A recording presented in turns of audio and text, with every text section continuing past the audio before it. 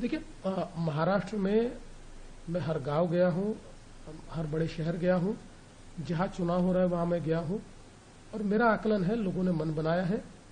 हमारी जो महायुति है, इसके साथ महाराष्ट्र की जनता रहने वाली है। हम लोगों ने चुनाव में सीटें भी अच्छी दी है। सब प्रकार के लोग, गरीब से गरीब आदमी, जो सब्जी का ठेला चलाता है ऐसा भी व्यक्ति हमने दिया हुआ है, जिसका अपना घर नहीं है ऐसा झोपड़ी में रहने वाला व्यक्ति भी हमने दिया हुआ है। उसके साथ साथ पढ़े लिखे लोग भी हमने दिए हुए हैं। बड़े पैमाने पर ग्रेजुएट्स, पोस्ट ग्रेजुएट्स, वकील, डॉक्टर, पीएचडी हम लोगों ने दिए हुए, प्राचार्य हमने दिए हुए। तो एक प्रकार से उम्मीदवार भी हमने अच्छे दिए, और प्रचार भी हम लोगों ने बहुत सघनता के साथ किया है।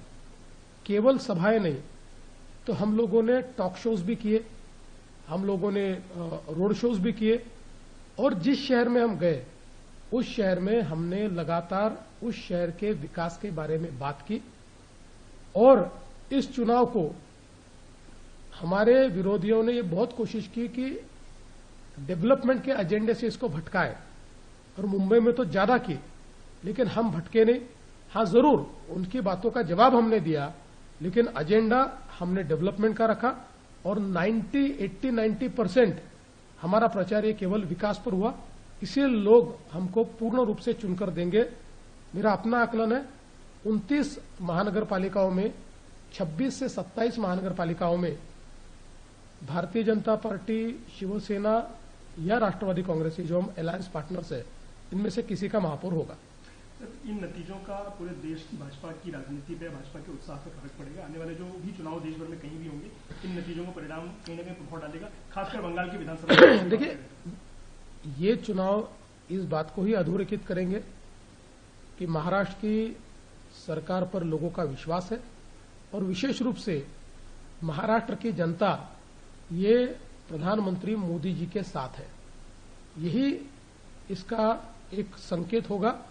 और मुझे ऐसा लगता है कि कोई भी विजय, क्योंकि देश भर की भाजपा एक फैमिली है, कहीं पर भी विजय मिलता है तो फैमिली के सारे जो मेंबर्स होते हैं उनमें उत्साह भी आता है, और एक प्रकार से उमंग भी दिखती है।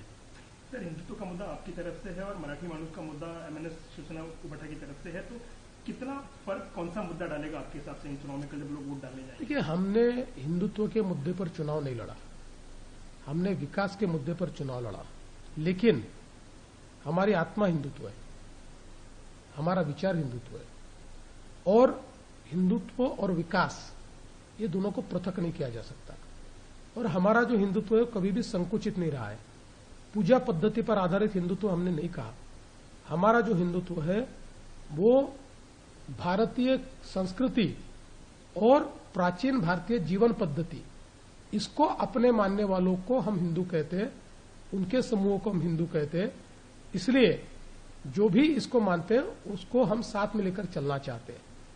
मैं ऐसा मानता हूं कि हम लोगों ने केवल जहां पर हिंदुत्व को क्वेश्चन किया गया, या जिस प्रकार से उद्धव ठाकरे जी की उबाठा ने ये कहा कि हम लोग मराठी और मुस्लिम इनके भरोसे महापौर को चुनकर देंगे, तो मैंने उनका जवाब दिया, मराठी ये हिंदू ही है, हिंदू और मराठी को पृथक करने की कोशिश मत करो, ये नहीं हो पाएगा, ये मैंने बताया।